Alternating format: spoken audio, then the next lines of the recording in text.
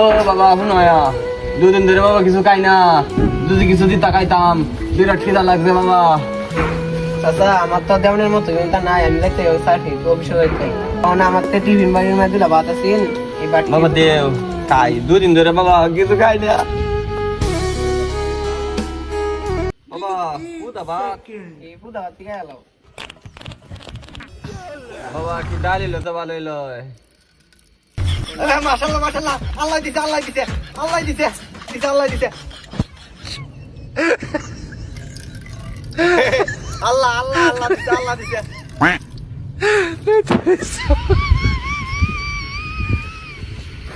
আগে দিছ